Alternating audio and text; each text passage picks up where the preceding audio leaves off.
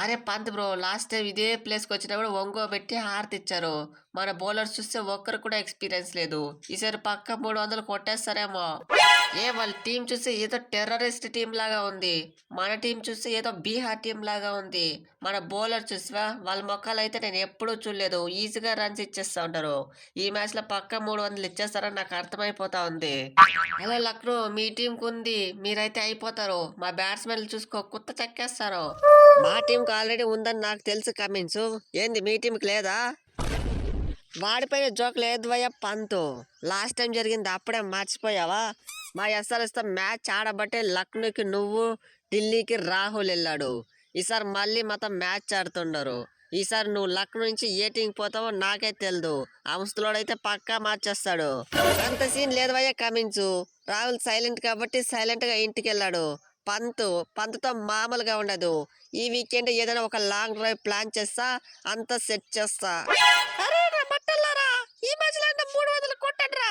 After all 300 కొట్టే కయ్యల్దా, ఎన్ని మ్యాచ్ల నుంచి వెయిట్ చేయాలి? ఈ మ్యాచ్ లో కనుక కొట్టలేదనుకో తన్ని తరిమేస్తాను, తిండి కూడా పెట్టను. ఏ మగలయ్య, ఆఫ్టర్ ఆల్ 300 కొట్టే కయ్యల్దా. అరే కావ్య పాప, పెండ్లికి వచ్చి ఏ బూందినో ఏ పాయసమో అడిగినంత ఈజీగా నువ్వైతే 300 అడిగేస్తా ఉండవు. పాప మన బ్యాట్స్మెన్ లాస్ట్ మ్యాచ్ ట్రై చేసిరి, కానీ జస్ట్ లో మిస్ అయిపోయింది 300. నువ్వు కనుక కొంచెం టైం ఇచ్చినా అంటే వాళ్ళు ఈజీగా 300 కోతారు. అప్పటికప్పుడు అంటే ఎట్లా పాపం?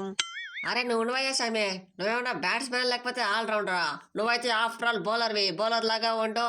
కావ్యాపాప అడిగింది ఎవరిని? మమ్మల్ని. కావ్యాపాప అయితే ఇంతవరకు ఎవరిని ఏం అడగలేదు. ఈసారితో అడిగింది ముద్దు ముద్దుగా 300 కొట్టేయమని. చేయకపోతే పాపం చుట్టుకుంటుంది. అయినా 300 కొట్టేకి కరెక్ట్ టైం ఇదే. వాళ్ళ బౌలర్స్ అంతా వేస్ట్ బౌలర్సే. మన బ్యాట్స్మెన్ అంతా ఫుల్ స్ట్రాంగే. కాబట్టి పక్క ఈ మ్యాచ్ 300 లోడింగ్.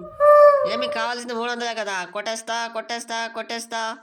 ఏ పాపకు మీ పైన కంటే నా పైన ఎక్కువ ప్రేమ ఉంది. డబ్బులు చూసివా, నాకైతే 23 కోట్లు, మీకంతా తక్కువే ఇచ్చింది. పాప అడిగితే 300 ఏంటి? నా గుండెకాయ కోసిచ్చామన్నా కోసిచ్చేస్తాను. ఆ 300 ఎంత?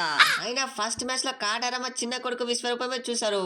ఈ పెద్ద కొడుకు విశ్వరూపం ఎత్తితే ఒక్కడు ఉండడు. చూసుకో, కాటారమ్మ పెద్ద కొడుకు వస్తున్నాడు, కాచుకోండి. పక్క ఈ match 300 loading. Hello my dear Lucknow players, వాళ్ళైతే పక్క 300 కొట్టేద్దామని ప్లాన్ వేస్తా ఉన్నారు. అంతకంటే అద్భుతమైన ప్లాన్ నా దగ్గర ఒకటి ఉంది. చెప్పబోయే లార్డు, మ్యాచ్ గెలిచేకి ఏ ప్లాన్ అన్నా అప్లై చేసేద్దాం. మనకి మ్యాచ్ గెలిచేది ఇంపార్టెంట్. ఫస్ట్ ఆఫ్ ఆల్ మనం టాస్ గెలిచిందామంటే ఫస్ట్ బ్యాటింగ్ ఎత్తుకోవాలి. బౌలింగ్ కనుక ఎత్తిందాం అనుకో కొత్త చెక్ ఇంటికి పంపిస్తారు.